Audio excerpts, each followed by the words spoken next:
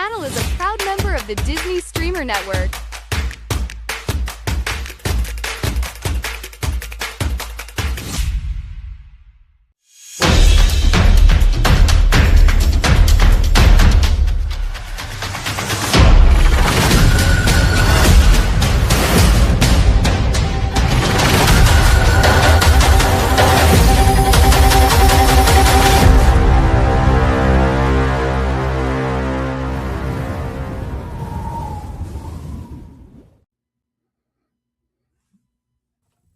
Welcome, everybody. What an evening we have here tonight.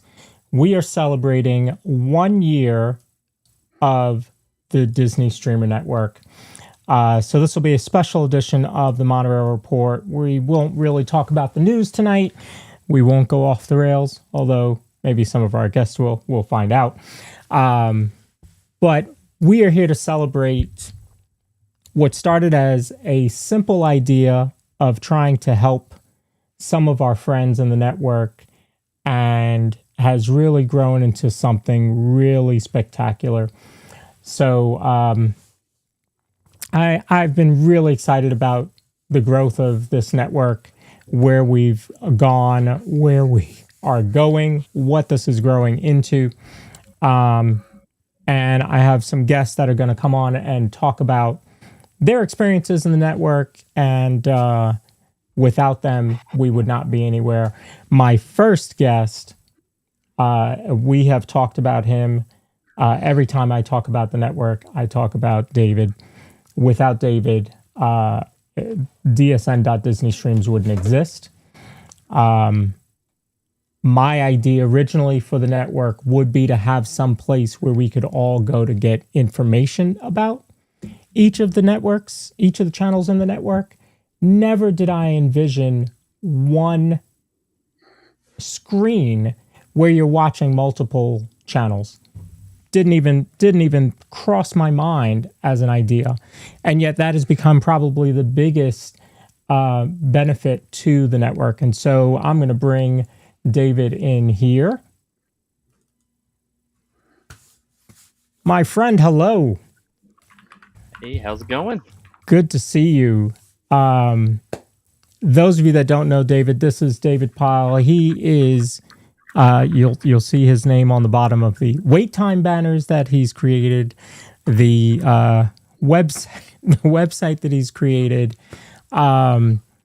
the wait times app. What else are you working on? My goodness. I'm the one with too much time on my hands. That's the real explanation of me. I just love the innovation. I remember it was Aaron from Magical Horizons who said, "What about an app?" And I believe your response was basically, "Yeah, I don't see why anybody would use that, blah, blah, blah." And I was like, okay. And then it might have been about 72 hours later, he's like, "Hey, so I've got this app." Yeah, I tend to work in the art of the possible, and you guys ask for something, and I will try to figure out how to make it work. It's been amazing. What's been the toughest innovation that you've done for the network? I mean, there's really been a lot of little things. I think the functionality within the multi-view to be able to like the actual streams directly from the interface was definitely the biggest get of anything from all the setup, and definitely the most difficult thing to integrate, because the joys of the overlords of YouTube and their control on everything and getting approval was just such a fun and irony there, fun experience. Yes. Yeah. I saw a lot of that conversation between YouTube and David back and forth. And yeah, I luckily I was only on the visual end of it. I just got to see it. He actually gets to live it.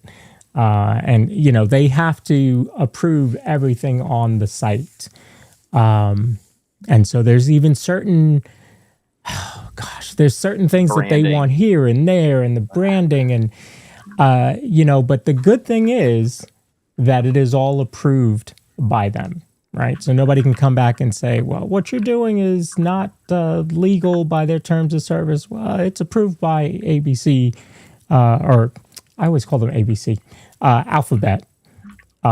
So you're all good there. I'm going to bring in another friend here who is one of our newer channels in the network. I got the pleasure to meet them the first time during the Pete McDevitt meetup in December, which actually was the first time that I met David in person.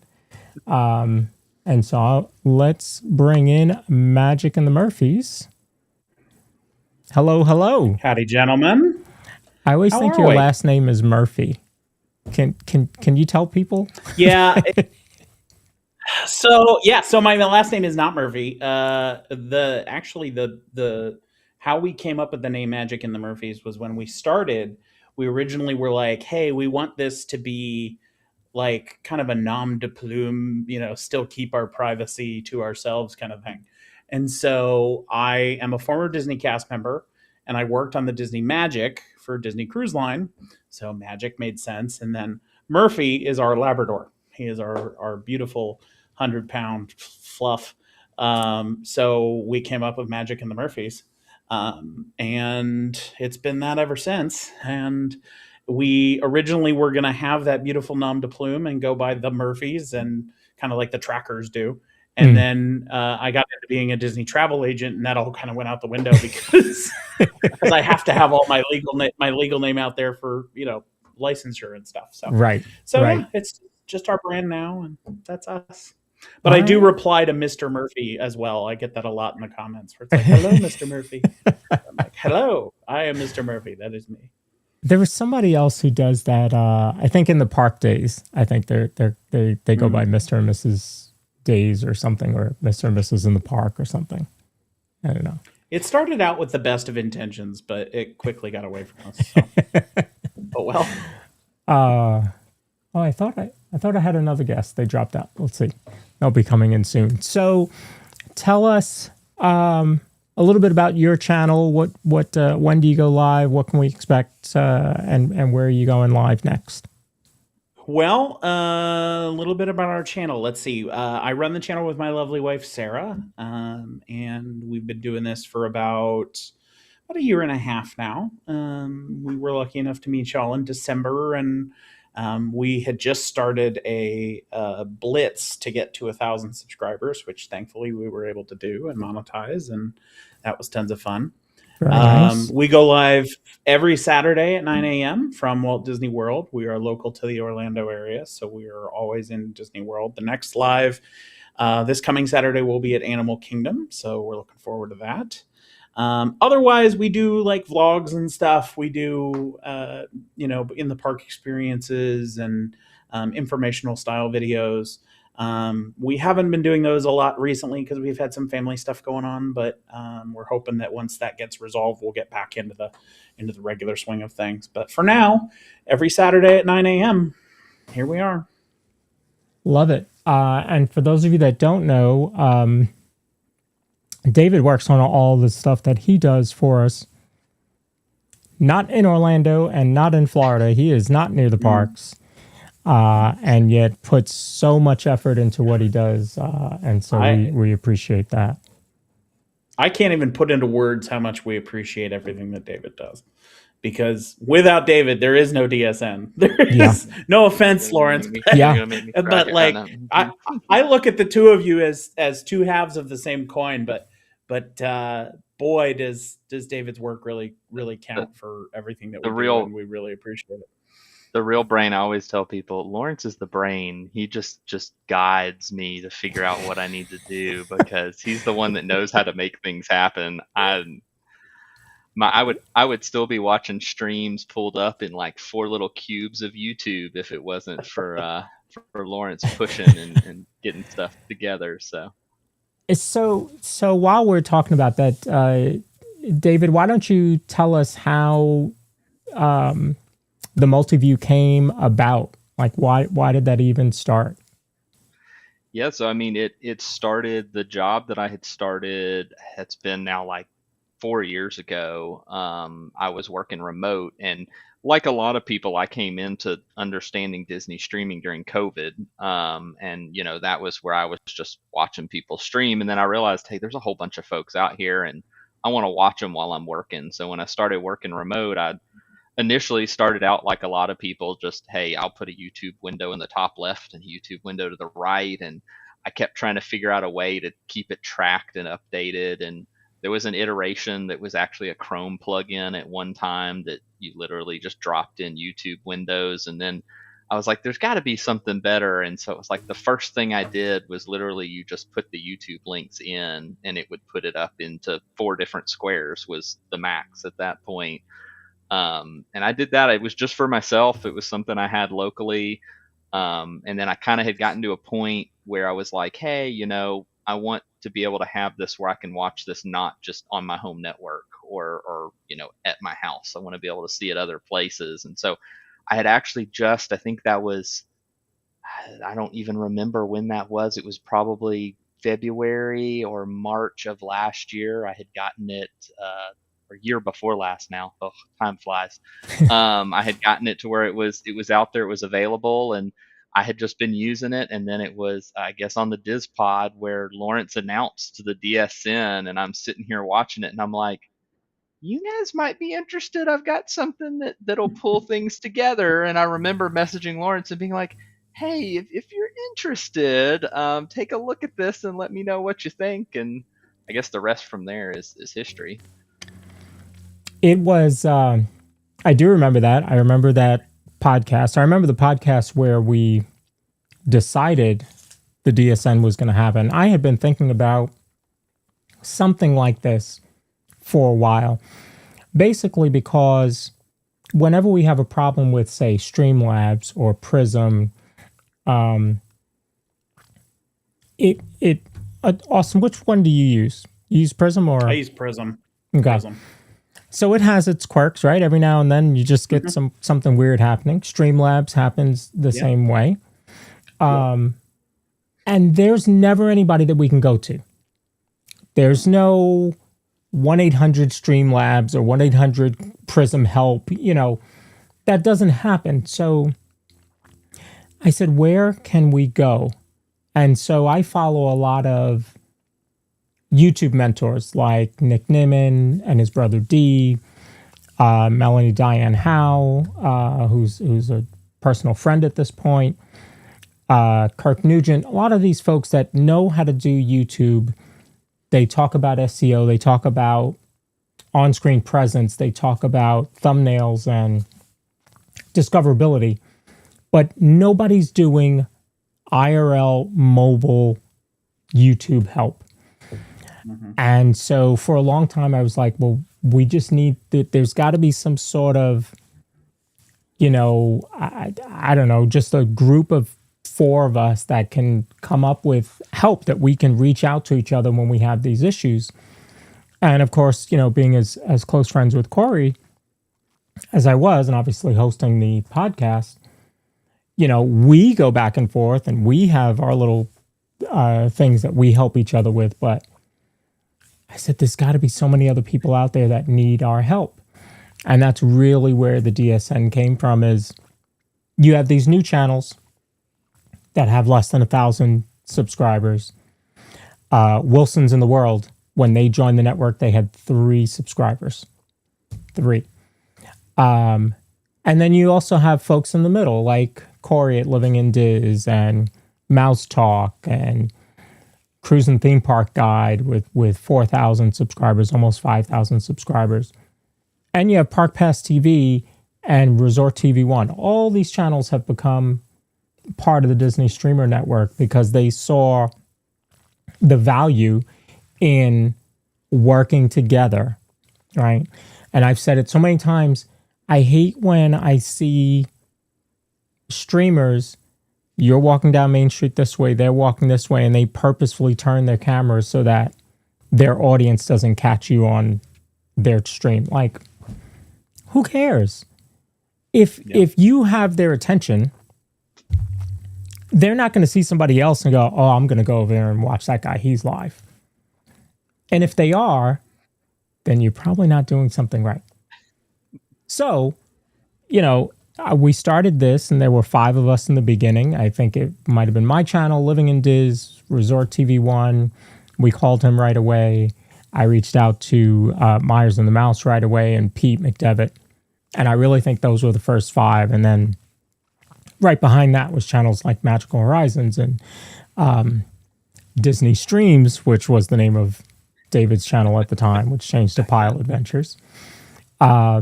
And so, it just grew and grew and grew. And every now and then we would get more people to join. And the Discord I didn't know anything about Discord. Didn't know a thing about Discord. And now I can create the channels that we need in there. And it is so, I know that I can reach out, put something in there, and somebody's gonna chime in. And a lot of the things that we talk about are like tech. We talk about mental health check-ins. We do that a lot.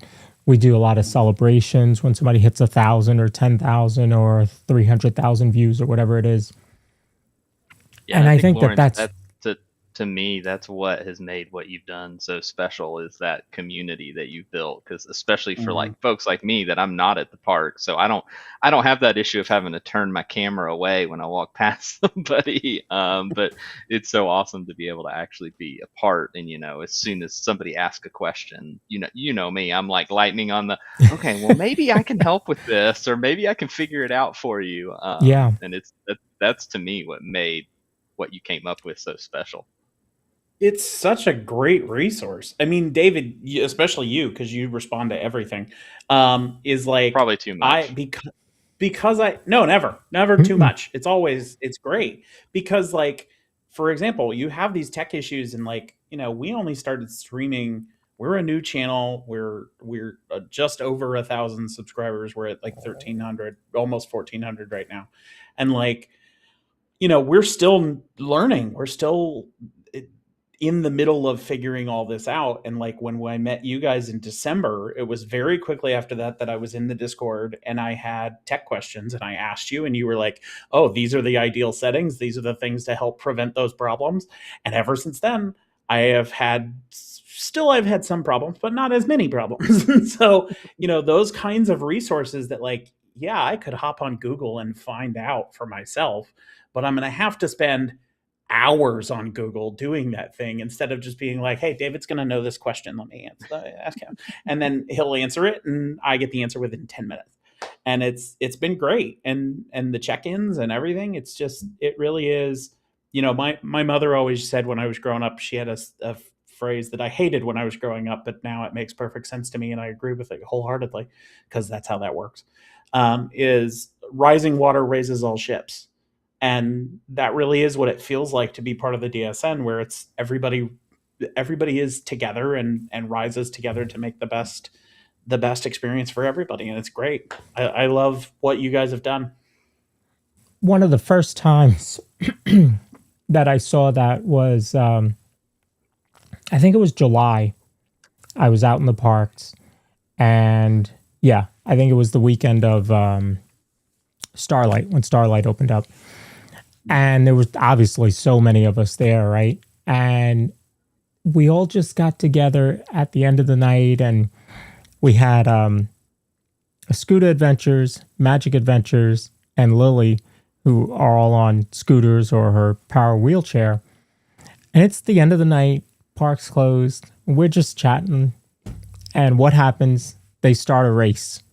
And these 3 are racing down Main Street, and it's just, you know that you have friends in the community that are obviously interested in the same things that you are. We're all big Disney lovers, or else why would we be doing this? And you know that you have people that you can go to when you have an issue. And sometimes maybe it's not even the answer. Maybe it's just, company, misery loves company, right? And so, you can say, Disney made this announcement, or we ran into this, or lately we've been dealing with the whole backlash of Disney's going to cancel live streaming. And so we've had all of those conversations together. And, you know, of course, people look at us like they group us into one. And this is something that'll happen with the DSN this year. And David and I have talked about this quite a bit, about putting out a code of conduct, right? That we think all streamers, whether you're in the network or not, should be following.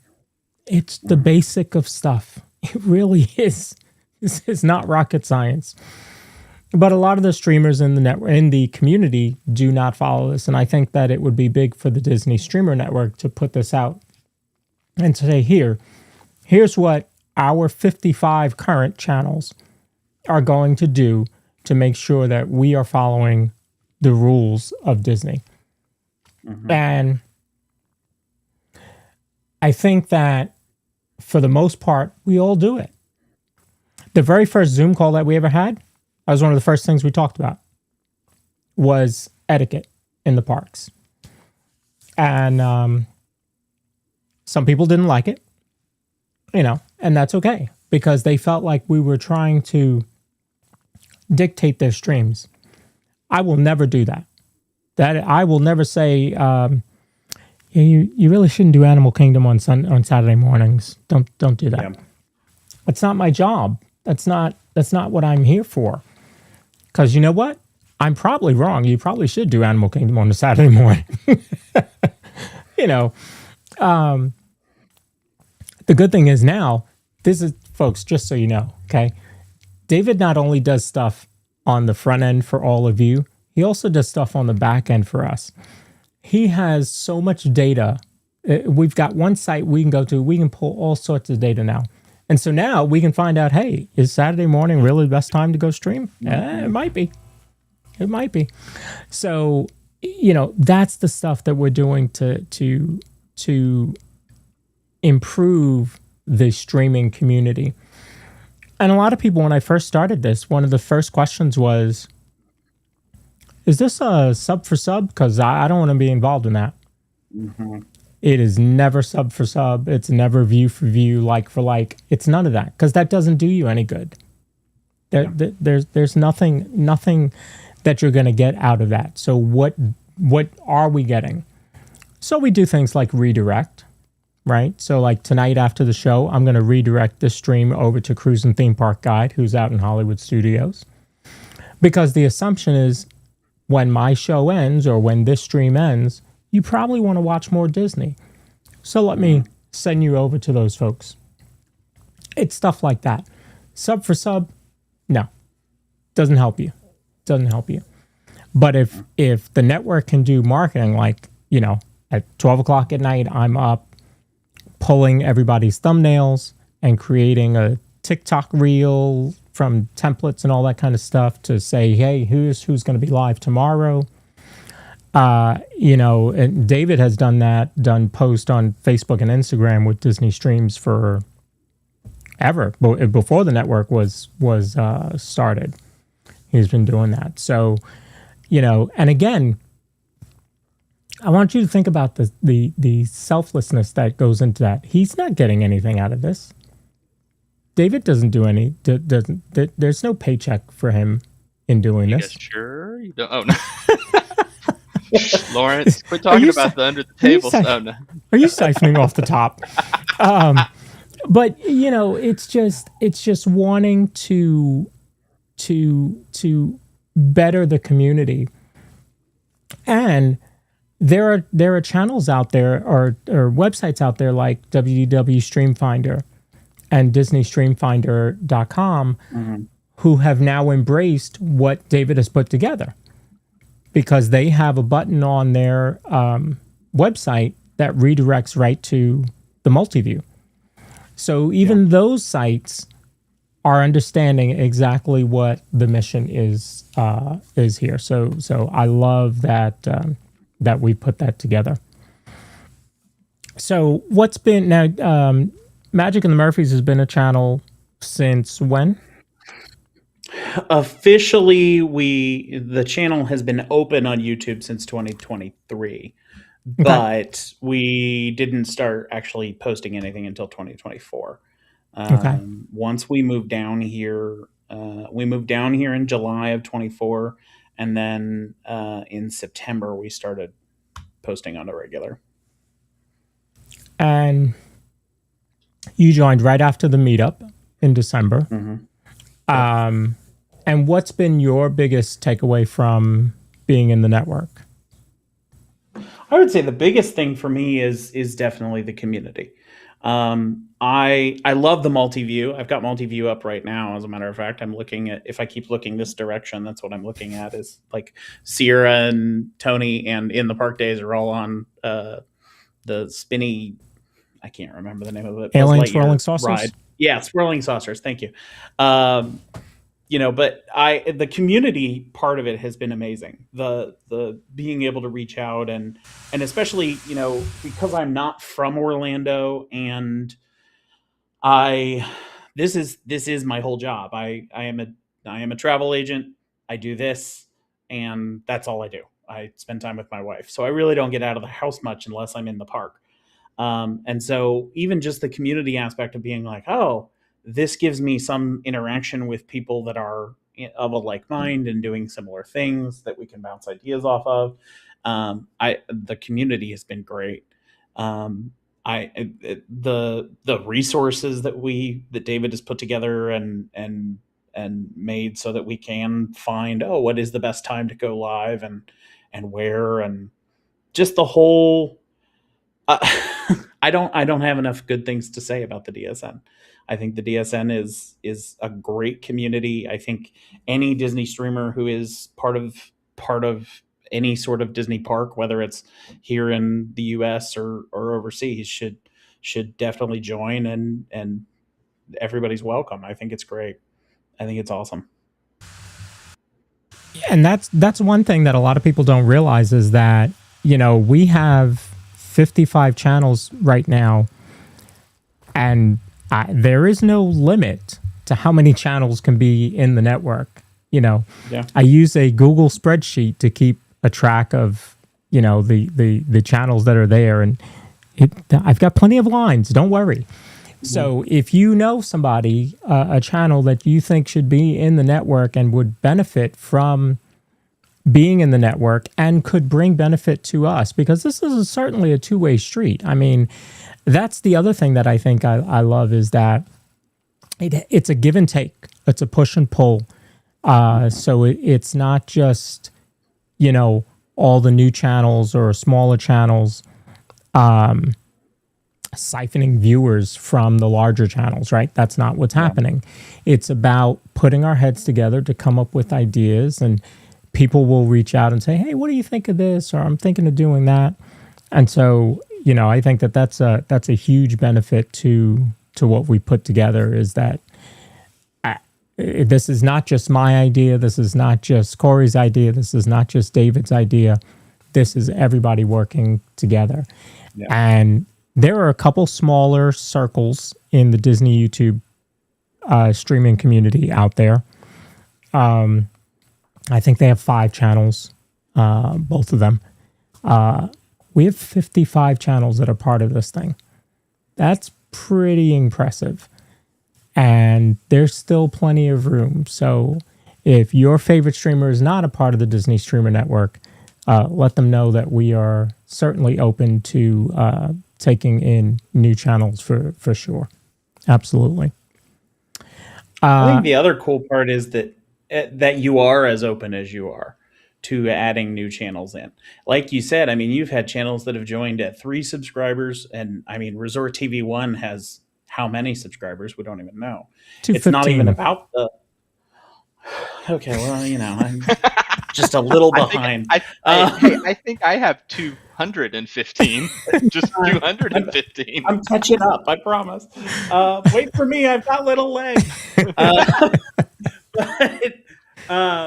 But I think that's the best part, is that like this really is like everybody's welcome to do it, and there are some creators within this community that feel that it should be an exclusive community, and that they are doing something that they are above and beyond where other creators are, and I am so glad that this community is not like that, and that everybody is welcome to join and all, you know, work together. It's great. Yeah, you know, a lot of the channels, right? Resort TV One. He's the largest of all that we do. There isn't a live streamer out there that has more subscribers than he does. There typically isn't a channel that gets more concurrent viewers than he does. Although Park Pass TV had 20,000 viewers concurrent on New Year's Eve night at about 11:50. That was absolutely insane to see a number that big. Yeah. That was crazy. But typically, you know, overall, Josh and Jenna have been doing this for 10 years. 10 years. And just that alone helps give them that boost, right? They were also one of the first, if not the first, live stream for Disney. And so people, you know, were probably like I was. I remember the first time that I watched the Disney live stream, it was Living in Diz. And I just got back from a trip and wanted to look at Epcot. I hadn't recorded it on my phone. And I wanted to see Harmonious. And so I said, well, somebody's got to have posted it. And so I went to YouTube, I searched it, and it says Harmonious, and it says Epcot Live. And I'm like, it's somebody's live? They're there now? They're going to... Okay, let me click on it and look. Like, this was, folks, this was just, you see that poster above my head? It was a few months before I got that poster. That was 22. That was October 1st, 2022. This was maybe March of that year. So I had no idea what live streaming was in March of 2022. So I go and I start watching, and I'm like, it's just these two guys just walking around the park. We're just going to watch them walk around the park. I don't understand this. What is this? And now, You sound like my dad did when I told him this was what we were doing.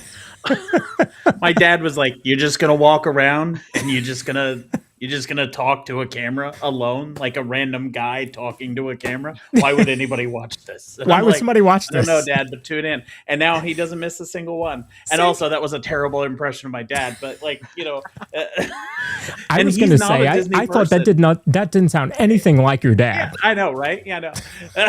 He's not a Disney person at all, but every Saturday morning he's like, "I'm excited. We're going to the park. What park we going to this week?" And I'm like, "See, it gets you." I don't. Well, it's funny. My mom is in here in the chat, Purple Pleasure, and I remember we went for one trip, and it was just a short trip. I don't think we were streaming. Well, we weren't streaming. I might have been joining Corey maybe that Saturday or something. And it was a Friday and we were in Disney Springs. And so she texted me and she was like, "Hey, where are you guys at?" And I said, "Oh, we're just walking around Disney Springs." Because we weren't going to the parks because we got in like 5 o'clock or whatever it was. And she was like, "Oh, Dennis, my stepdad, he's searching YouTube to see if anybody's streaming in Disney Springs to see if he sees you." Like, you know, now it's just the thing. Like they watch it all the time. I went over to their house the other night, and they had a stream up, you know, and they're always looking for it, and that's the enjoyment that they get. They don't have to go to the parks. My mom doesn't really like roller coasters, but she'll sit there and watch, you know, Corey on Space Mountain or watch the debut of Rock and Roller Coaster and Soarin', and you know, she's become a moderator on his channel and my channel, but she became a moderator, you know. And in the beginning, the first time that she watched was that day that I got that poster, because she knew that I was there and she knew I was streaming with Corey and she wanted to see, and so she chimed in at the end of the night and chatted to say hello to us. And now here she is, a moderator on his channel. So it's just funny how you can do that, and she gets that fulfillment. And I'm sure so many of people in chat will have the same type of stories like that. Of, you know, they get their fulfillment from this, and that's what, you know, all of our channels do, and especially, David being able to bring them, and that's what I do, like on a lot of the reels that I create, the marketing reels. I talk about one screen, 4 parks, all day long. This morning, you could have been at Animal Kingdom, Epcot, Magic, and Hollywood on one screen and decide what you want to see. Late at night, you can watch all 3 shows plus the Starlight Parade all on one screen. I mean, where else are you getting that much excitement? And we're not asking for money. Because I'm going to talk about this. There's a multi-view out there. There's a multi-view out there that costs money. Yeah. And Wait, for like the streamer or the viewer? For the viewer. Yeah. For the viewer, there's a multi-stream out there. I haven't even got to the best part. You ready? Not only does it cost you money, but it's a device that you have to buy. So you have to buy the device, then you have to pay a monthly subscription to be able to watch a monthly subscription. You can watch up to 4 channels at one time. By the way, you can only watch, you can't chat. You can't like. You can't moderate. Yeah. What's the point? Thank you. What's the point? I'm watching 6 channels right now. I'm not even doing anything. That's right. I'm on a podcast and watching 6 channels at once. I don't. Yeah. Yeah. This is the beauty of what David has created. Okay, I'm not paying $15 a month to watch this. To watch the DSN. $15 a month, and you got to pay $100 for the device to develop it. Right. Right. Like, and so everybody wants to chime in, and everybody wants to get a piece of the pie, but yet here we are doing it all for free. All for free. The marketing that I do to help bring more viewers in from all the other socials, there's no money involved in that. Yeah. There's lack of sleep. There's no money involved in that. But it's to bring more people together. I feel that's, what I was put here for. I think you're doing a great job at it. I always compare it when I do my spiel in the middle of a live stream. I will always, like and subscribe and all that stuff. But I will always in that spiel, I always say, hey, and if you're, we're proud to be a part of the Disney Streamer Network, check us out. The link is posted in the bio, But I always compare it to March Madness. It's like Disney March Madness, where you can watch everything all at once and you can focus where you want to focus, because a lot of people, will look at it and be like, why would I want to watch 5 different people in a theme park? I don't understand. Yeah. But 5 different baseball games or 5 different basketball games or 5 different hockey games, every dude on the planet is like, yeah, I'm down for that. That's fine. That's great. So I've found that that's a good way to reference it too. A lot of people get that right away. Yeah, Corey told me that he wanted to put up a TV wall in his entertainment room and have like multiple TVs on his room. Mm-hmm. I busted out laughing in his face when he said it. I was like, Tammy's not going to allow you to do that. You're crazy. And she did. She went for it. They've got a nice big 80-inch or whatever right in the middle, and they got 5 other TVs all around it. And, that normally on Sundays during football season, it's all football, and then he might have one TV up in the corner. The smallest one might have a Disney stream going, just to keep an eye on it.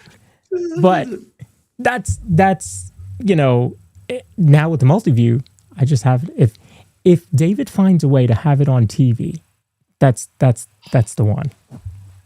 I've tried. I know. The Apple TV Roku app. See? I could technically do it all, but the people wouldn't get the watch time. That's the problem. Yeah. The watch time. Which, by the way, I'm going to go back to that other multi-view for a minute. This will be my off the rails for tonight's episode. Yeah, I want to know about this. So let me tuck in here. So I don't believe that the watch time counts from that device, from what I understand. And there was something else to it as well. The fact that the subscription and the device that you're paying for, the creators that are on that channel or on that multi-view, they don't get any of that. That all goes to the company that developed it. So, as a creator, what is the flipping point? Supposedly, you get exposure.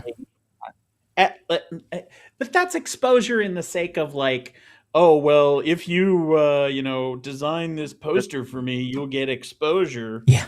And like, really, It's no, like I'm getting saying a free no thing out of that. publicity is bad publicity. That's like what it's saying. It's saying, so it's like, let me go punch a child in the park so that people watch my video. And, Right. and, I'll go that's gonna be viral. good for my channel. Yeah, I'll go viral for 10 seconds. Yeah. Don't anybody That's go bad. punch a child. Yeah, at don't do Disney. that. Don't do And that. that was hypothetical. That Yeah. was not a recommendation. That was no. Sorry, this is where Lawrence is going to cut me off. I'm just going to disappear. The DSN lawyers are sitting there going,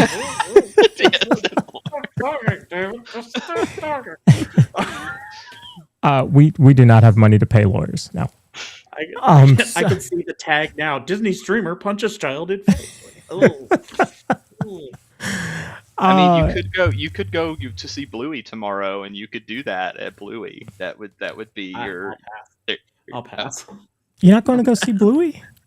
No, I probably am not going to go see Bluey. No, because I don't know. Sarah might want to go see him, but I'm not a Bluey fan. I will go see Bluey when we are there in 2 weeks. It is a daddy-daughter trip, so pray for me. I was going to say that you have a child. That's the you have the situation where it makes sense. Yeah, I would actually, just be the guy they'd be calling security over because I'd be standing in the corner and they'd be like, "Who do you belong to?" Yeah, yeah. Sir, did you come with a child? Like that but actually, I'm going to leave with one. Oh no. That actually happened to Corey at Living in Diz a couple days ago. He was at Epcot and he wanted to go into Goofy Core and show how they've changed that over from what it looked like during the festival. And this guy came up to him afterwards and was like, "You shouldn't be in here filming children, blah, blah, blah, blah, blah. Why are you someplace that children are?" Number one, if anybody watched his stream during that time, all you could really see was Goofy's head. Like, he made it a point to film above all the kids, number one. Number two, it's not a kids park. I don't know how many times I have to say that, but Walt did not say this park is for kids. He said it's for everyone. As I always see your copy and paste on that, Lawrence, that you'll post in all the Facebook groups just about it. Feels like you're copying and pasting from somewhere because I know you're so active in the Facebook group community. It's like everything pops up that it's like, here's Lawrence, here's Lawrence, here's Lawrence. And I'm always like, I'm so impressed with, all the information you share out there and the disinformation that you push aside on that aspect. But there's times I'm always like, I bet Lawrence has like a big spreadsheet of all these copy and paste responses for all these we won't call them stupid. We'll call them unintelligent posts that people make. Just drive me crazy. But that's funny you say that because I almost started doing that copy and paste because there's certain times where people will ask, I don't know, just something weird. And I'm like, nope, that's not. Oh, there's a lot of disinformation about park hopping for pass holders, right? At 2:00. They think that you can't park hop until 2:00 still. I'm like, that rule changed like 2 years ago, I think. a while back. Yeah. Or that you have to have a park reservation to get into Magic Kingdom on Saturday and Sunday. And if you don't have a park reservation for Magic Kingdom, you can't get into that park at all that day. I'm like, that's not true. You could start at Epcot and go over to Magic when you want. The parks, there could be no reservations at all that day. Get into Epcot at 2:00, because you don't need a reservation after 2 for Epcot. Get in there, leave, and go to Magic. And they're like, that's not true. I'm like, okay, but I've done it myself just to test it. This is what we do with the DSM. We don't just put out terrible information. But when you always have the receipts, because it's like, well, I can show you the stream where somebody did this, or it's like, here it is. Like, I just watched somebody do this a minute ago. That's always my favorite, when people will say things that are like, oh, well, no, you can't do this here, and I'm like, I just watched Sean go do that like 5 minutes ago, so I'm pretty sure you can walk. And it's always the simple stuff. It's like, well, can you walk from Hollywood Studios to Epcot? And I'm like, yeah, you can. And I'm like, I just watched people do it. Yep. Or the TTC. Can you walk to the TTC? Yeah. You can. Yeah. It's not direct. You can't walk over the water, but you could. Be walking for a while. You know what I did the other night when I left Magic? That line was absolutely insane. Now, I didn't drive. I actually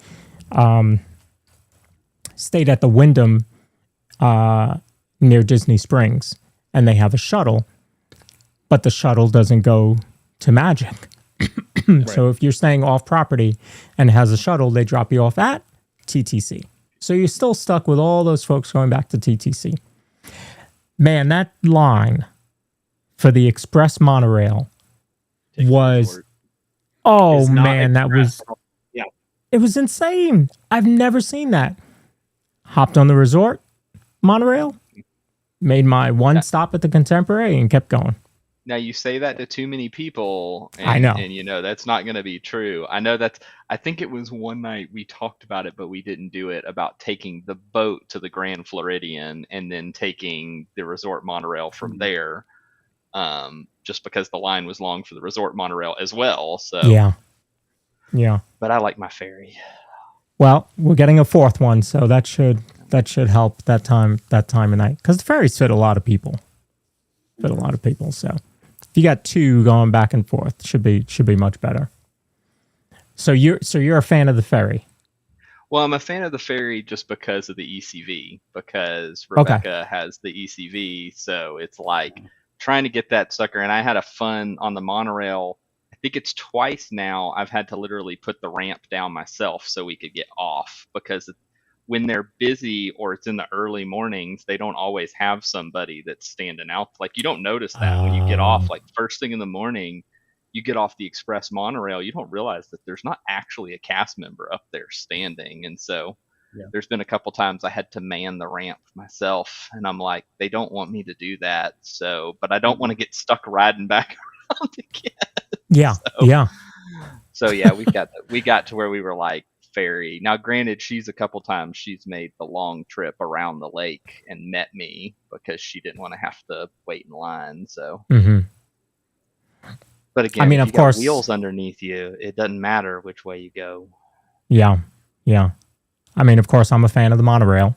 That's why I named the show the Monorail Report. I don't know. What about you? What's your favorite? I'm a little bit of both. A little bit of both. Okay.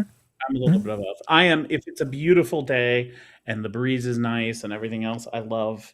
Obviously, I have a bit of an obsession with boats and planes, but from my time with DCL. But if it's a nice day, I'll absolutely ride the ferry. If it's hot and humid and I'm pouring sweat and all that kind of stuff, then I'm like, no, give me the air conditioning and the monorail. Or a torrential downpour. Usually, that's the other time. That's on the monorail, because that walk from the monorail to get back to the parking lot in the rain is not. Or from the ferry to the parking lot. Usually, what I do is when I come into the TTC, I will look at the monorail, and if that ramp that goes up into the monorail, if the ramp is 3/4 of the way full, I will just say, nope, I'm going to the ferry, and I'll just go straight to the ferry. That's usually the line for me. And if it's beyond that, it's like, no, there's no way. And then if the ferry is backed up to the point that, like, I'd say, I don't know, halfway up the ramp. If the ferry is backed up that far, then I'll just be like, okay, I'm doing the resort monorail, and I'll just go there. Now, But now here's the question. Do you believe the cast members that try to tell you that they either take the same amount of time or the ferry is faster? And has that ever been true? no, it's never been true. I don't think it's Because ever been true. I have never I've had the never ferry had be it. true, but I love the cast members that'll Yeah. be like, "Oh, it'll be faster. Take the ferry," and It's I'm like, "No, same, it's it's the same never." amount of time, and like, no, it's never. It's It, always been faster to take the I monorail guess for it me. was even because we thought about timing it, but the couple of times, and I guess it was New Year's Day because we were there New Year's Eve. Um, Even then, when the ferry line was so long, the monorail still would have been faster. Like Mm. it didn't matter, even though the monorail. Well, that night it would have been faster to walk. That would have been a walking night. Hmm. I have So, walked it. But, so then I'm gonna ask the two of you. You going Epcot to Hollywood, Hollywood to Epcot, either one. Boat, Skyliner, walk. I like the Skyliner. My wife does not like the Skyliner. She normally rolls. Again, it's not as bad when you're on wheels, but we actually never got to do the boat in our annual pass. So we have not done the boat between those two. Okay. I am a Skyliner guy. I would love to do the boats between the two. We just have never really done it because mainly like as locals, we really don't park hop that much anymore. Mm-hmm. Unless it happens to be on a live stream and we're like, okay, we're going, like we did a stream 2 or 3 weeks ago now. We did a stream at Epcot and we wanted to do the France Pavilion. Well, the best way to get to the France Pavilion is to park at Hollywood and Skyliner over because it puts you right where you need to be. Yeah. And so we did that and we did it on the stream. But yeah, most of the time we really don't hop that much anymore. We really kind of come in for a couple hours, vibe, see what's going on, and then we're usually out. We don't really come down for whole park days unless we have friends or family in town and they want to do a whole day. But for the most part, we're just usually in and out. So Spoiled locals. Spoiled Right. locals. That's all I can say. These Look, local people that are like, hey, I could just sit down, spend a couple hours, and leave. look, I have not always been a local. Let me start there. I started in Ohio. I lived in Ohio. It's where I met my lovely wife, Sarah. We started in Ohio. We started out there. And then we just happened to be like, you know what? We really want to live there. And Sarah got a job down here and we decided to come down. And it has been the best thing I think we've done other than get married. So I think like, That's a and smart man. I tell He people put that in the all right the order time. there. That's a smart man right there. Not my first rodeo, my dear sir. But I tell people all the time. I forget who I was talking to the other day that they were like, "Well, I'm thinking about moving to." Oh, it was a theme park conductor. I was talking to him about it on his show, and he was like, "I'm thinking about moving to Florida," and I was like, "Do it," because it's wonderful. We love the city. It's such a great city in as far as like infrastructure is concerned. We've got great food. We've got great housing. I mean, yeah, it's expensive, but what isn't these days? I was going to say. So, yeah, like, why not? And we're far enough inland that hurricanes aren't as severe of an issue as they are in Tampa or in, St. Pete or something like that, Daytona. Or even down to Fort Lauderdale, that kind of area where it really is just the ideal spot. Theme Park Giants in here, Amusement Park Pirates is in here, 2 more channels of the Disney Streamer Network. Speaking of Theme Park Giant, so I pulled a stat. So I keep a record of when a channel joins the network, what their subs were at that point. And so the 55 channels that we have, when they all started, whenever they joined, I added up, it's 577,000 subscribers amongst the 55 channels when they joined.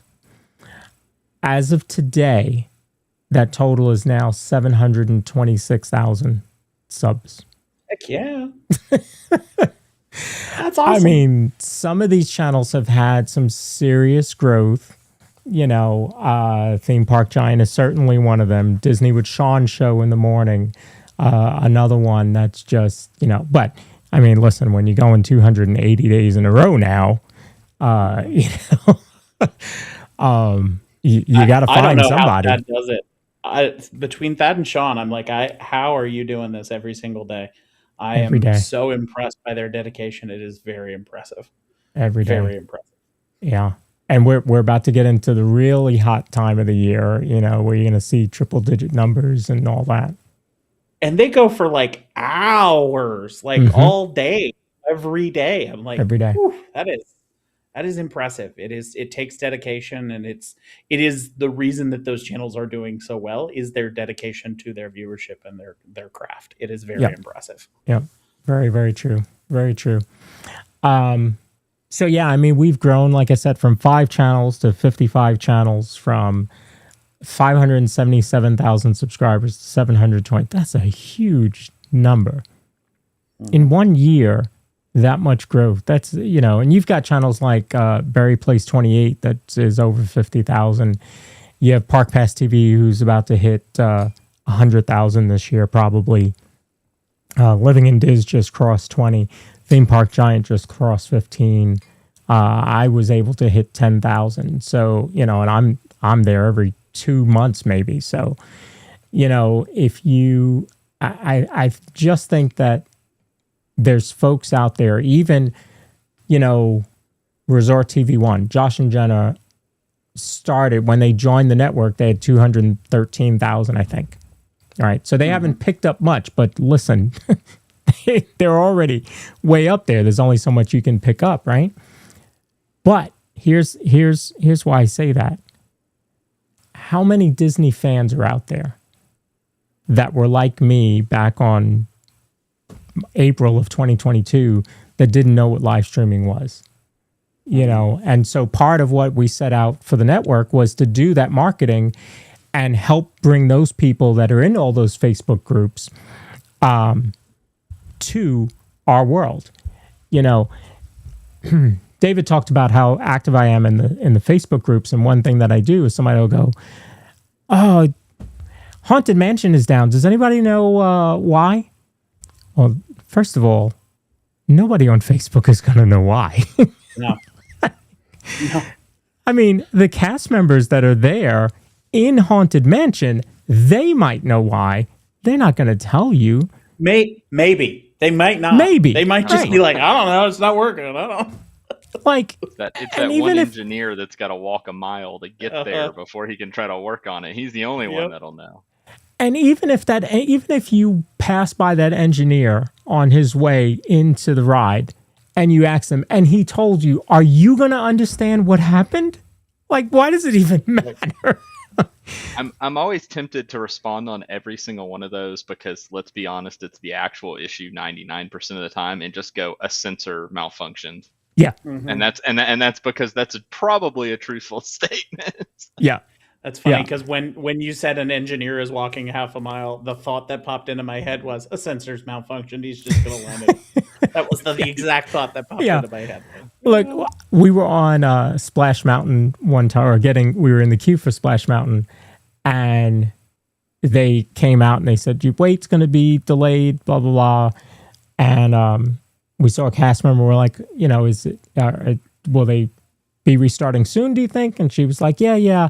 We actually had a squirrel cross in front of one of the security cameras, and it shuts everything down because it thought there was somebody on, you know, someplace they weren't supposed to be. I was like, okay, that's one for the books. That squirrel from Ice Age. It's like competing franchises coming after each other. Yeah. Not anymore. No, they're part of Disney now. Yeah. They just announced Boiling Point coming out. Did they really? Yes, Ice Age Boiling Point. Is that what? It is Ice so Age hard for 12? me to keep track of all Disney stuff. 11? Yeah. Something like that. It's the next Fast and the Furious franchise. Well, those don't have numbers on them, so it's like at least like Toy Story. Yeah. Toy Story at this point has so many, but at least there's numbers, so I can keep up with how many I missed. Yes. Yeah. Yeah. Or back in my day, American Tail. And American Tail they ran with, I don't know how many of those they had, and they finally. And you know what? I think I only watched the first one. I don't think I watched any others other than the first one. But I saw it in the movie theater. So yeah, I'm old. It's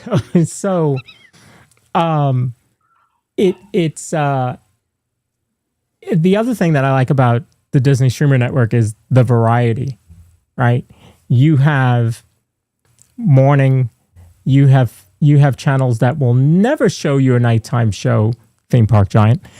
Well, in the chat a second ago, somebody just said he was going to be doing a nighttime stream, and I'm like, are pigs flying? Like, where's the... He is not doing a nighttime stream. There is no way. There is no way. Didn't he do one of the Starlights? Yeah. Didn't he do Starlight? I think that's the only nighttime stream I've ever seen Thad do. And that was the night he was like, I'm not doing this anymore, because we talked about that line for the monorail leaving. He was like, nope. So you have folks that do it every day. You have folks that do it when they can. Me, Magic and the Murphys, Murray's Adventures, folks like that. And you have East Coast, you have West Coast. Now you have Disneyland Paris, represented by Dutchyland, who's out there doing a great job. But again, he doesn't live there. He lives in the Netherlands. So he's not getting out to Paris all the time. And that's the great thing, is that you turn on dsn.disneystreams.com, most of the day you're going to find something. There's going to be somebody to watch. And it just continues to grow. And there's times when I look like we talked about right now. So right now you've got five channels on, and I can see that Berry Place 28 will be starting in 25 minutes. And it keeps you informed. Then you also have this was another, I don't know if David came up with this first or if I mentioned it and it triggered him to, say, all right, I'm going to give you a peek into David's brain. I'll say something. Dark place to go. Hold on, let me buckle up before we go in there. I was like that. I'll say something. I'll be like, have you ever thought of doing blah, blah, blah? And he was like, yeah, I thought about that, but no. And then 48 hours later, hey, I released the beta version of blah, blah, blah. Yeah, that's how that goes. So I'll have to own up on that, because you said something earlier about the metrics, and you said something about knowing which park to go to, and I realized I didn't have that. So as we've been going, I've been looking at making it park specific, because I just had it across all of them. So all parks. Okay. Let me get this straight. You're appearing on a podcast right now and actively coding something. little bit of something. You're it's actively more idea. working on it. It's this more is idea the exact dedication that we're talking about. It's like, but this is also it in action, because this is Lawrence says something, and that's where my inspiration comes from, and I'm like, that'd be cool. Let's see if we can do it. The DSN never sleeps. But neither does David. No. The wonderful window, right? It was. I have seen channels, and there were actual channels that reached out to me, and so I have, just so you know, there have been a few channels that I have turned down from being in the network. Very few though, but we had talked about a channel that was just music, just repetitive music, right? And is that something that we want in the network? And right now, that doesn't seem to be the direction of the network. The other thing was, we talked about in the beginning, where does the network go from here, right? So it's the Disney Streamer Network. Does that mean that the next iteration is TikTok and Instagram streamers coming into the network? Is it staying in YouTube, but going out to vloggers coming in the network? And I don't know. I don't know what the answer is. And we've, together have not come up with an answer. And so we're sticking with what we have now. But we talked about these music channels, and then David goes out and creates the wonderful window, which gives us, park operating times, ride wait times. You can put your countdown in there. And then he showed it to me, and I was like, this is pretty cool. Wonder if we could get music there. And he goes in and adds Park World Radio to it. So now you can use the wonderful window. So even if there isn't a stream running, you could still be connected to Disney just by using the wonderful window. And then he creates the Park Companion app, which is the wait times, which I use when I'm in the parks because it's nice and easy. You've got the map, or you can do it by the list. But what I love is that you can set alerts. So if a ride is down, like I was talking about before, Haunted Mansion, you set an alert, and when it comes back up, then you have it. And so that's kind of what I do in the groups. Is somebody will put, this ride is down. Does anybody know when it, is it going to come back up? Will they try and get it open? Meanwhile, it's like 11 o'clock in the morning. Yeah, they're going to want to get Pirates open. Yeah. That thing feeds 4,000 people an hour. Yeah. They want Pirates open. And so I'll put a screenshot of the app, and I'll say, I just set an alert so that I know when it comes back up. So it's that type of marketing, because now that person's asking, hey, what app is that? I go, oh, that's the Park Companion app. You can get it at dsn.disneystreams.com. And so then that gets them to go to the website and start looking at that. And then maybe they see that Sierra's on, and we are on, and In the Park Days, and the 927. Oh, see, I didn't even know they were live tonight. Antonio Tower's on, and then they see all these creators that are on. And so that's the type of marketing that I'm trying to work on to bring everybody just a little bit more magic.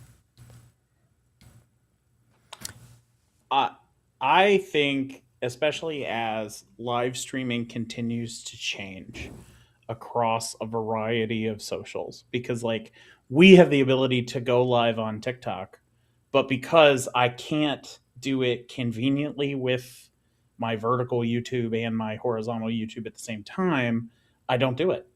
And so it will be interesting to see, and as YouTube pushes out more updates and other socials begin to push for more live content, because that does seem like where everybody's going. Everybody wants live. Yep. Even I've heard a rumor that Disney Plus is going to start doing live content all the time, and that'll be interesting to see if that happens. They have some channels. They have they have a couple live stream channels, but they're not park related. They're like whatever it is, some show or something. It'll just be running 24/7.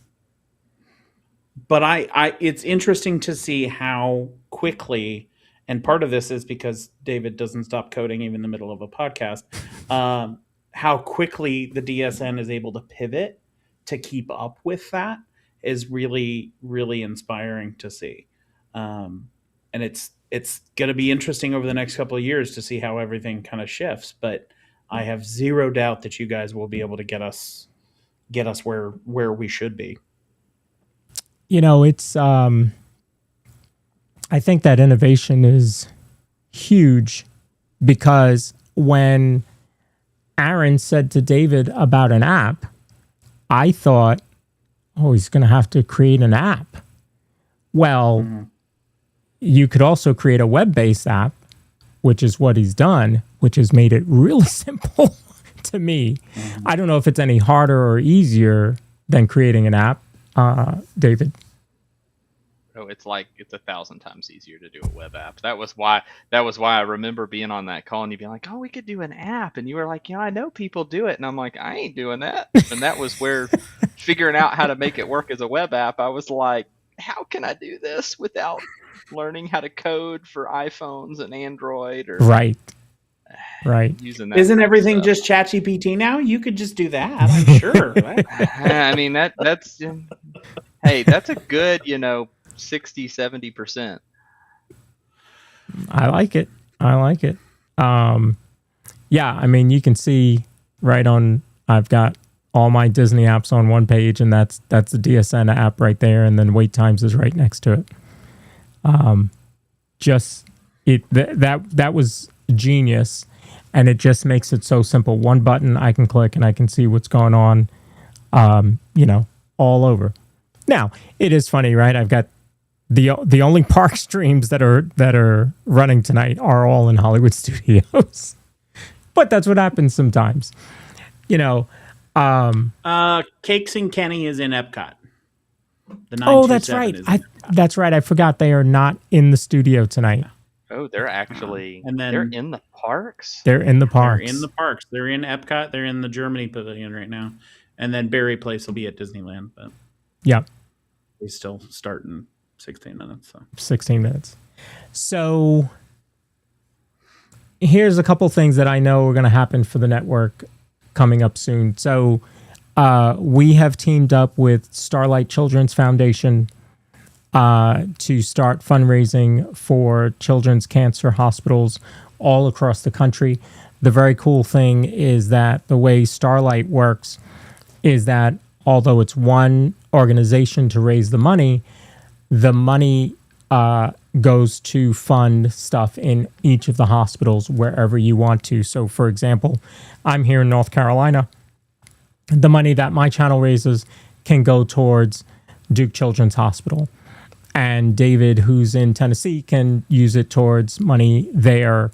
And if Magic and the Murphys channel raises money and they want it to go towards a children's hospital back in Ohio, they can do that. So it doesn't matter because you're still helping to fund children's cancer research and care. The cool thing is that what Starlight does, Disney is one of their biggest supporters, Mattel, Nintendo, and so a lot of what they do is the money. It's not like you're just, hey, we raised $2,000. Here's a check to Duke Children's Hospital. It's, hey, we raised $2,000. Here's $2,000 worth of new hospital gowns that are softer than the traditional gowns that are branded as Disney or Nintendo characters or Marvel or whatever that tie in on the side rather than the back to make it easier for kids. Nintendo also does kiosks that roll into, the general area where the kids are or private rooms where the kids are that have preloaded games on them. And so we would sponsor one of those kiosks being done if if your channel raises enough money. So that's going to be a big thing that we do. So channels can start raising funds for that now, all the way through September. September is Children's Cancer Awareness Month, so that's why we kind of teamed up with that. Again, using my age, I thought back to the Jerry Lewis MDA telethon that used to happen, and so that was always Labor Day weekend, so I thought that would roll in together. And then to celebrate the DSN and what we will have accomplished at that point, we are going to be doing the streamer games at that point in September.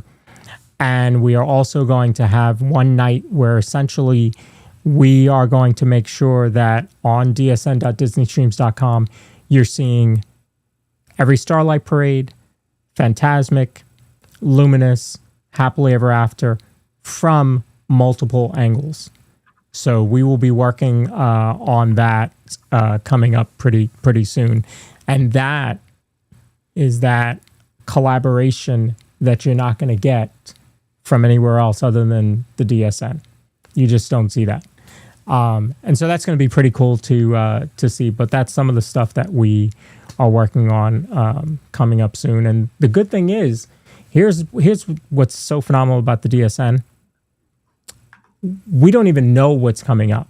Because somebody will say something, especially in the Discord, and this becomes an idea, right? The Wonderful Window, the Park Companion app.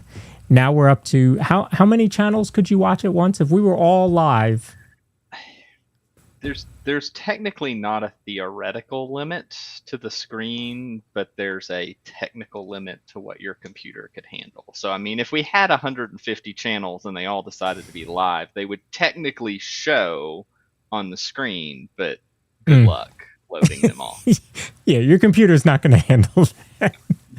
That's why, like, when I looked at the DSN, it's actually on a separate machine over here from what I'm using to run the show, because I would like the show to not just abruptly end.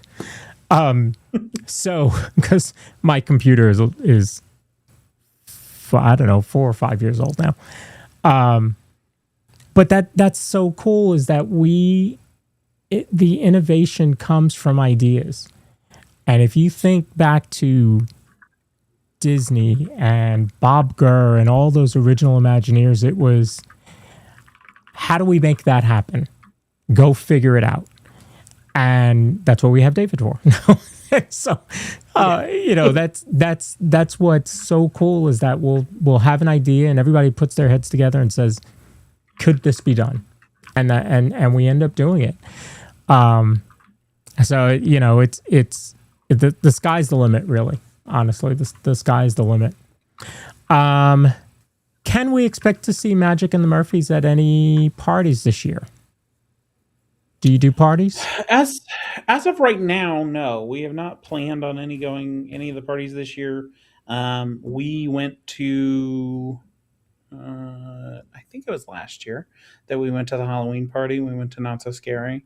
But as of right now, we haven't really planned on it. But quite honestly, I have been so focused on our family drama that at the moment I have not been paying much attention to anything else.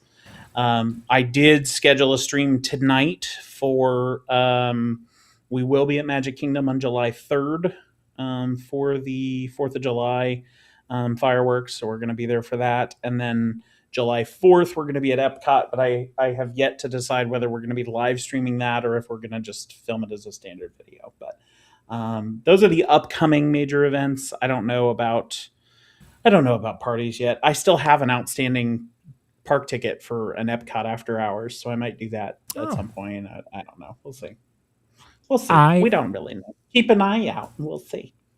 I haven't done a Halloween party in a couple of years, so I'm kind of thinking I might do one maybe like September.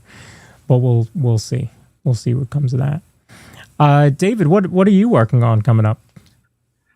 I'm working on actually generating some sort of content, but I don't know. I haven't figured out what. My job drama recently has killed me. But the most thing is I do want to get back to development in the wonderful window. That's definitely one that I've let lapse for a while. So that's the probably the next focus point that I have. But from a streaming perspective, who knows? I like my sub 500 subscription count, because it just keeps the pressure down for you guys that keep climbing up there. You got pressure to keep going. I can just be like, nope, okay. There is this indeed. Month, we're not publishing anything this month. We're done. I know what you mean. But listen, let's understand that 500 is not a small number, right? Like that's 500 people that have said, hey, I like what this guy's doing. Let's tune in. So, think about 500 people standing with you in the room you're in right now. Yep. Yeah, that would terrify me. That's why I'm like, no. That's still a big accomplishment. Yeah. I remember I was streaming the biggest crowd that I was streaming for Corey on Living in Diz, and I was in the queue for Star Tours. And all of a sudden I looked down and I had like 430 people watching. I'm like, why? Why? It's so interesting to see how it just randomly pops off one night. You're like, I have no idea what I did, what the SEO gods were thinking, or what anybody was. I have no idea what's going on, but I'm not going to move because I don't want to ruin it. No. I guess that was, I don't know if you remember, Lawrence. I think that was like the second or third live stream I ever did at Animal Kingdom, and I had like 500 people on the stream, and I'm like, hold on, why are there 500 people in here? And then it was great because I tried to go ride Dinosaur and lost them all because I Yeah. lost a connection. But it was also just great because it was like, what is, and that happens. And it happens to lots of channels at random times where it's just like all of a sudden it just pops up and it's like, how did that happen? It's so crazy. So crazy. I would love for 500 on a single stream. That'd be great. You'll get there. You will get that. there. I'll get, like, I think we had one the other day that was like 1,700 total across the whole stream, and I was like, that's a great day. I was super excited with that. 500 at once, I'd do backflips down Main Street. I'd be so happy. What's also great is when you're hanging out with folks. I remember the first time I bumped into Score Jason and he handed me his gimbal and I looked down and I'm like, oh 500 people. And I'm like, I don't want this responsibility. I'm like, no, don't let me ruin your stream. Please, they'll all run away. I was streaming on my own channel. This might have been in December or January. And I had been carrying maybe 80 during the day, in and out, popped up maybe to 100. And then I went to Phantasmic, and that number just kept growing and growing. I think it ended up being like 248. And, luckily at that point, I didn't have to do anything because the show had already started. So all I had to do was just, I had good signal. I was channel bonding, so I wasn't really worried about it. I just got to show the show. That's fine. When you have, a couple hundred people watching you when you're talking and you've got to keep their attention, that's when it becomes a little dicey. But I think you can tell the quality of the streamer based on the interaction that you have with them when they're waiting in line. That's usually when I can really tell, like, okay, is this streamer worth their wait?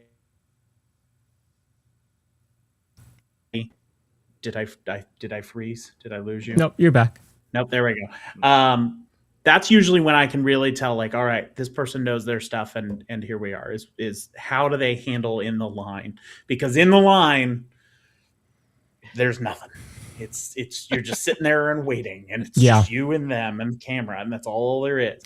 And that's the part what I really enjoy seeing how a streamer handles, because on a show or whatever, it's like, okay, don't get me wrong, it takes talent to frame a show properly and enjoy a ride and point in the right place and that kind of stuff. But the real part that I love seeing in streamers is, especially newer streamers who are like still trying to figure their way out, is like, how do you do in the line? If you do in the line and you're doing great, then you'll be fine. Yeah, you'll do fantastic. That's the bread and butter right there for me. That's also where you learn lots of things about people that maybe you didn't want to know, but things about I think that was, I was virtually waiting in line today with Thad for I guess it was Rock and Roller Coaster, and he was talking about baseball, and I'm like, I don't care about baseball, Thad. Come on, move on. I don't need to know about this. I felt so bad for him. He had that wait ended up being 2 hours. I was like, oh gosh. When he got in line, I wondered because it had been closed in the morning, and it was like, you knew it was going to be bad. And then he had a 15-minute point where he didn't move at all. The shout out to Thad always is Thad is the one streamer willing to stand in the longest line of the day and still show us the ride. Where it's like so many people get in line and then they bail, because I do it when I'm in the parks not streaming. It's like, if I'm sitting here and I realize this is going to be 2 hours, nope, I'm gone. Yeah. Yeah. And yes, Thad, you do get the right. If it's over 2 hours, you can talk baseball. You can talk whatever you want, Thad. That's your right. It's my right to hit that little mute button and oh. I was in Guardians with him. This is the first day we met in person. That. And man, at one point I looked at him and I was about to tell him to mute the channel and be like, dude, I can't stand here anymore. I was literally about to sit on the floor because it was so much, like my back started hurting and all that. And I was like, all right, well, okay, well, now we're moving. Okay, fine. It'll be all right. I actually vividly remember that because I was trying to remember. I remember watching you guys and being like, Oh my goodness, that's so painful because I mean, Mm. did that end up being 3 hours? It Three wasn't. and a I think it half? was. I think it was 2 hours. Similar Okay. today. Today was 2 hours for him at Rock and Roller Coaster. Those are tough. But like you said, he was dedicated. He was not going Oh, anywhere at that always. point. Yeah. Now he did go home after that, and I texted him. I was like, I was actually going to tell you maybe it's time to end because I would bet he was wiped after that. It can be tough. It can be tough. I have enjoyed watching streamers for 4 years now, and I enjoy, sitting in this seat and doing what I do for the network. And sometimes you get to, because right, we're all out there looking to see, is there a streamer that we're missing? Is there a new channel that's on the scene that we haven't seen that might be good for us? And there are times when they'll be in a queue and it is dead silence for like 10 minutes.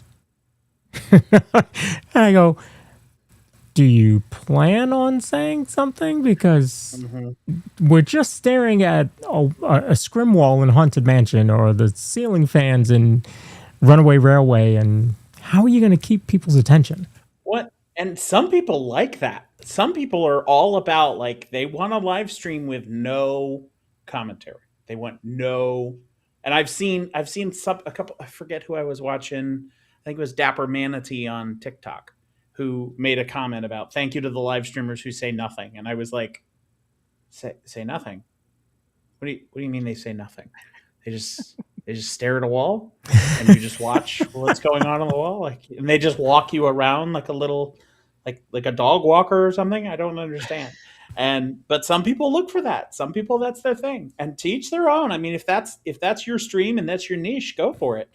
It's not mine. I'm too much of a chatterbox for that. But like, I was talking to Corey last night about or Tuesday night about that, because we were talking about the difference in energy, right? I mean, like, because I've streamed on his channel, that's not the same as when he streams, right? Our energy is very different. And so, Corey's kind of up here, I'm here, and then you have some that are like right here. But they each find their audience, right? And Sean's audience in the morning would probably not be my audience. And my audience probably wouldn't be, sometime. And listen, as a streamer, you can go into your analytics and it'll show you what other channels your audience is watching. So as a streamer, you can figure out who you really are aligned with. And then you can also see watch time to see if they watched that other channel and then they came over and watched you, did they stick around? And that really tells you if you are aligned with if those two audiences are aligned. But the great thing is there's something for everybody. I was going to say, Lawrence, my audience are people that remember to hit the closed caption button so that we get captions. And then I realized that you forgot to hit the closed caption button. No. And so did I? Did you really? Oh yeah, you did. As a ninja watcher for most of my days, I'm always like, I will say that's always my like number one for people. I'm like, oh, you got captions, so I can keep up with it. And I was gonna call it out because I know you're really good at it usually. Yes. And I was like, no. Oh my goodness. Yeah, this would be the night I forget. Yeah. I am a fan of closed captions because I've seen the data.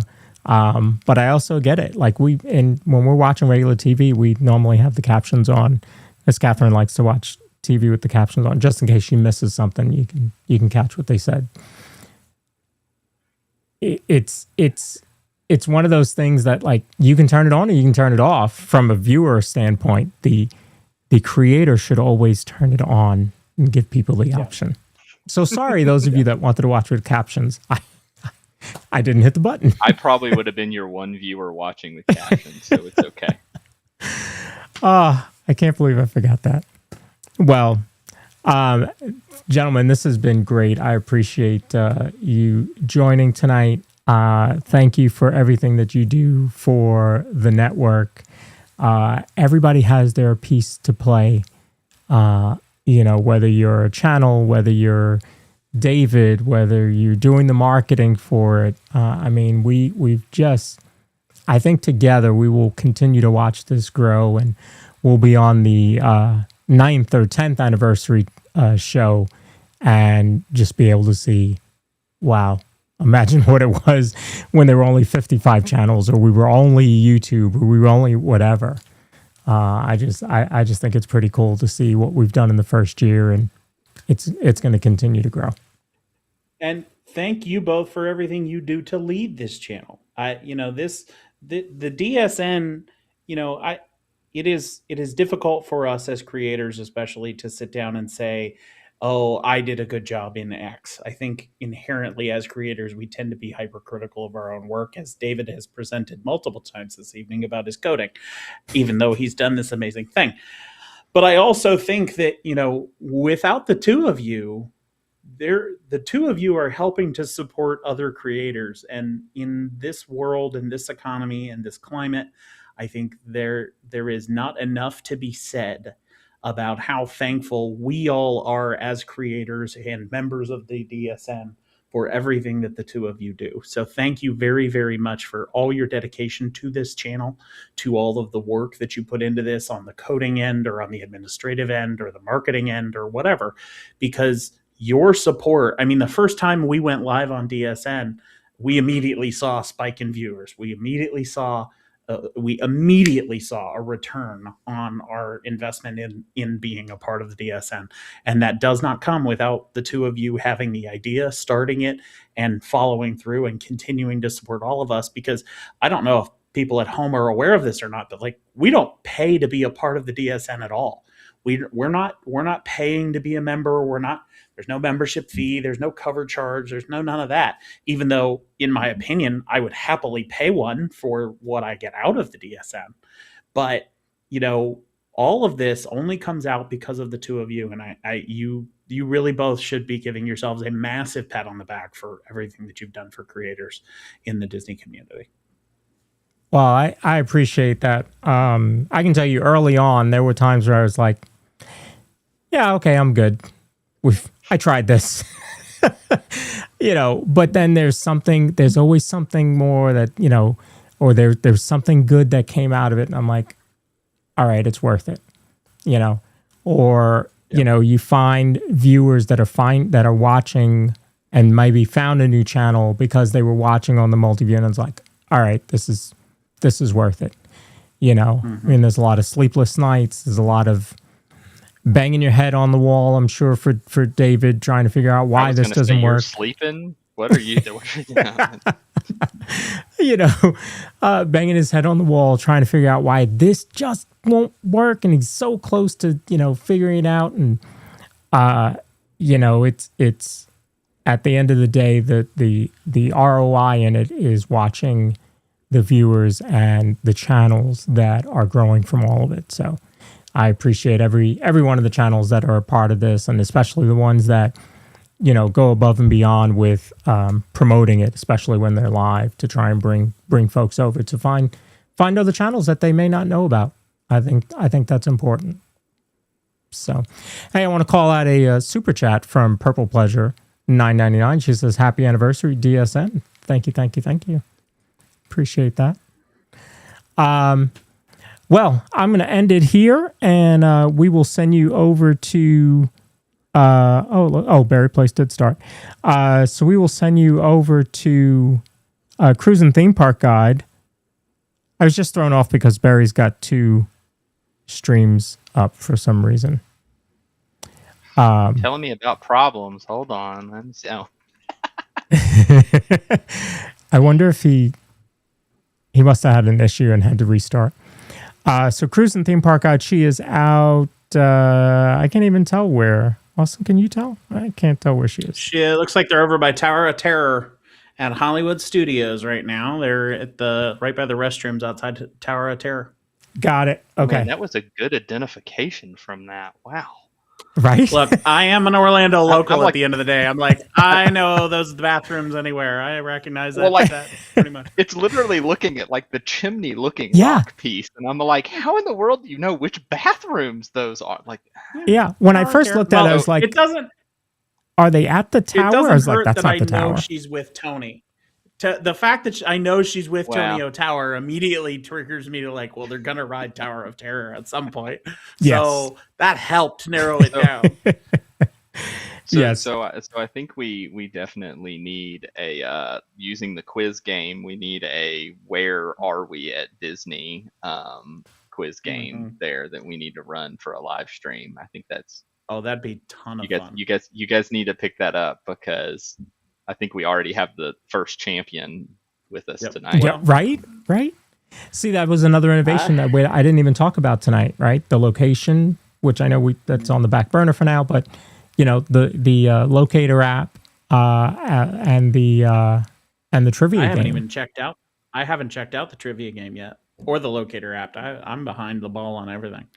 Yeah, I mean, it's just this is stuff that I don't think people are doing. There was another website called Stream Alive that has something similar to what we were doing with the Magic Map and the trivia and that kind of thing, but that costs money. You know, there's a fee for that. If you want to have more than 10 people playing along, you have to pay for that service. Where David created it and said, here you go, DSN. If you're a channel in the DSN, this is what you get. So, and I've done the trivia game. I think it's phenomenal. We did the locator app for a little bit. I thought that was really cool. And so you never know what next innovative thing you're going to see on a channel on the DSN. So very, very cool. All right, folks, I'm going to end it here. Thank you very much. I'm going to throw you over to the DSN commercial, and then we'll send you out to Cruisin' Theme Park Guide, who is by the bathrooms in Tower of Terror.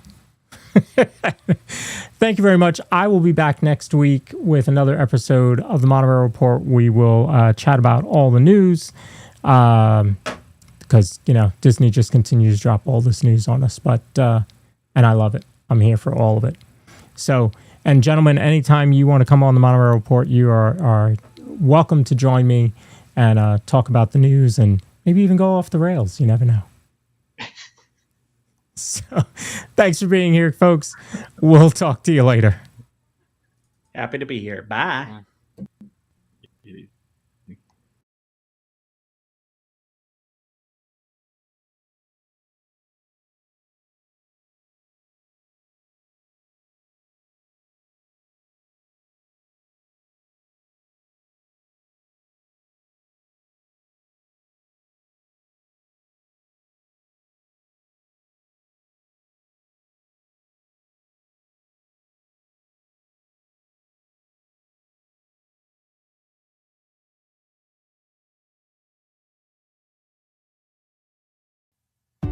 Your Disney day leveled up. No matter what screen you watch, phone, tablet, or PC, enjoy full quality just like you're watching on YouTube. With Multiview, watch multiple streamers at once. Your magic, your way. And every minute you watch counts towards each streamer. They get full watch time credit. Plus, with the Park Companion app, you can keep up to date on all of the wait times and alerts. From rope drop to fireworks, don't miss a moment. Disney Streamer Network. Experience the magic your way.